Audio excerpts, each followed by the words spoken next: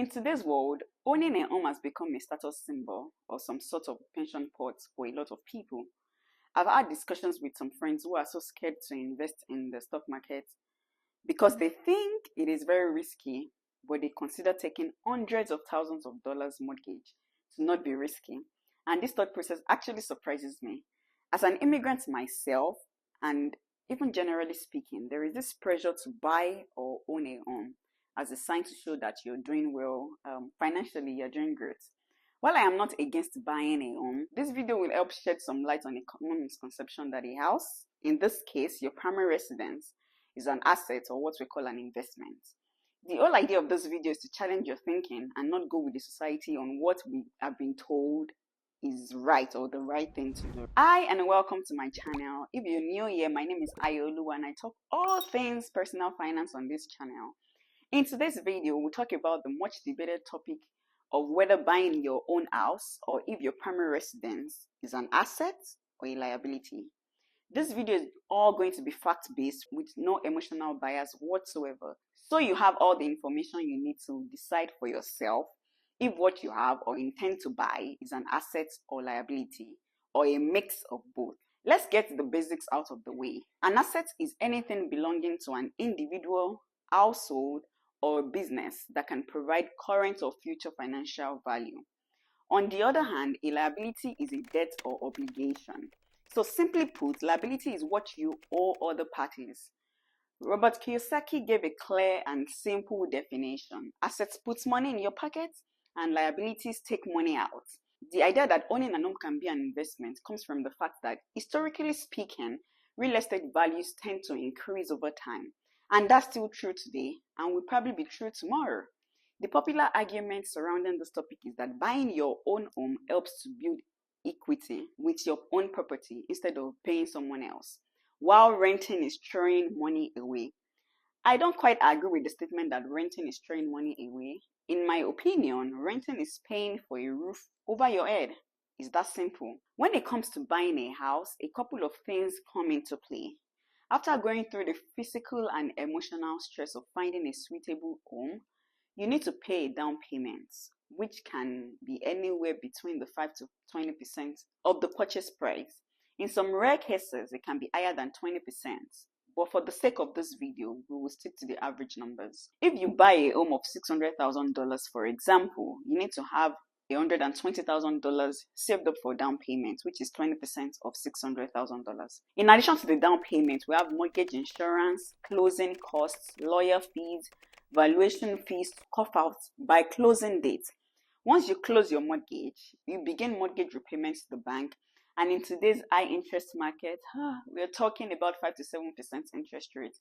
Although at the time of this video, interest rates have sort of steadied and no longer rising as we saw in the past few months. Also, as a homeowner, you're responsible for property taxes and other maintenance costs of the house, which you would not be responsible for if you are just renting. So really, taking your huge savings to buy a house to live in might or might not be a good financial decision, depending on your financial situation. One thing to point out here is that buying a house is a long-term financial commitment that can span 20 to 30 years on the average. No matter what is going on in your life, you're expected to pay your mortgage without fail, and this can be a source of financial stress. A house can only be an investment if you plan to sell it. As a matter of fact, when people buy their primary residence, it is sometimes with the hopes that they will sell it when they retire and downsize. It is true that houses generally increase in value over time, but the only way to profit from that increase is to sell the house. A sale needs to happen for a gain to be realized, right? In reality, selling your house means you will have to find another place to live. So you will have to use some, if not all, of the profit you obtain from your sale to buy a new home. The only way you make a profit is to downgrade or buy a less expensive house. Another popular justification people make for a house being an investment is the ability to borrow money out of your house based on the amount of equity you have. This is typically done through the home equity line of credit, HELOC, or through a straight up cash out refinance of your first mortgage. Either of these cases, you're borrowing money against the house. While that may put more cash in your pockets for you to do things related or unrelated to the house, it also creates a corresponding liability. That liability not only creates a reduction in your future cash flow via monthly payments, but could also put your house at risk. This is exactly what happened during the 2008 financial crisis, where house values either went flat or declined, and homeowners realized that they had no equity in their homes. Let's talk about the carrying cost of owning a home, which can get quite high, and that is not typical of an investment. Like I mentioned earlier, not only do you have to make your monthly mortgage repayments, but you also have to pay property taxes, homeowners insurance, sometimes private mortgage insurance, and utilities. Besides that, houses need some tender love and care over time. This can include replacing the roof, siding, windows and doors, carpets and flooring, and driveway. You may also engage in some major remodeling, like the replacement of kitchen and bathrooms. Each of these expenses individually can cost thousands of dollars and are known as the carrying costs of home ownership. You know, the popular argument is that house appreciates and you sell it to make a profit. Let's do a quick math here while we factor in the carrying cost. Say, for example, you purchase a house for $200,000 and 10 years later, you sell it for $400,000. This sounds like a good investment, right? $200,000 or 100% profit. Don't get too excited yet. Let's take a closer look at all the money you put in over the years. If the house cost you $1,000 per month for principal, interest, taxes, and insurance, plus $300 per month for utilities, you will have spent $15,600 per year or $156,000 for the decade that you lived in the house. If you spent another $3,000 per year on routine maintenance and repairs, you will spend another $30,000.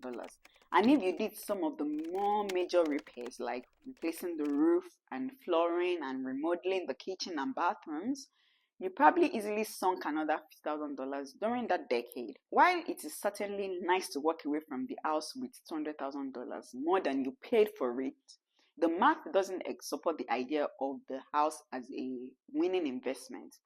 And we haven't even accounted for transaction expenses like realtor commission, inflation, or the fact that the value of the house may not rise as much in the past 10 years or over the next 10 years. Based on everything I have said and our definition of an asset, your primary residence is not exactly an asset, as it is taking money out of your pocket every single month and putting nothing back in. The hard truth is that your primary residence won't generate any income for you. The mortgage element and several other costs associated with the home makes it a liability, and you constantly have to spend to keep this home. Yes, you're building equity on the property that you can recoup if the house significantly appreciates in value or when you sell the property. But you also need to remember that your cash flow is impacted for the next 20 plus years. So what if you already bought a house? How do you then convert this liability into an asset? This is what people call house hacking. With a little bit of creativity here and there, you just might be able to turn your primary residence into an income generating asset. The first point to be able to get this done is to rent out a part of the house. If you've got a duplex, which is essentially two houses in one, you can rent out one side of the house. Or if you have a basement, you can rent out the basement while you live in the main building. This way, rent paid by the tenant can offset some of your mortgage.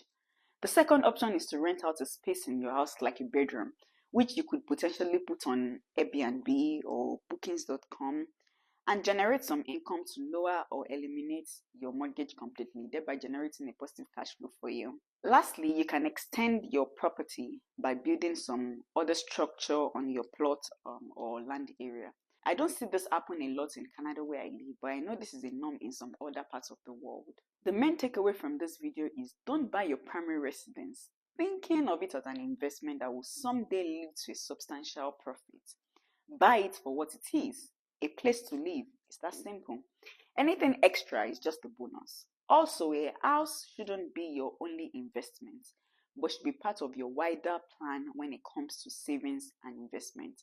So your aim should be a house and other investments or assets, not a house or other investments. You get the gist, right? I have a couple of topics to share in this property series, such as the decision to buy or rent a home, the much debated topic, right? Or how do you even go about buying your first rental property? How much home can you actually afford, etc. Let me know in the comment section below if these are topics that you would like me to discuss. Do you currently own a home and do you see this as an asset or a liability?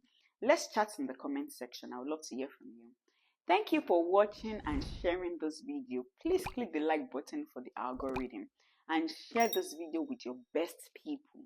If you're thinking of other investment opportunities outside owning a home, this video right here details a simple 3-fund portfolio that is guaranteed to make you money in the stock market. See you in the next one and cheers to a life of options. Bye.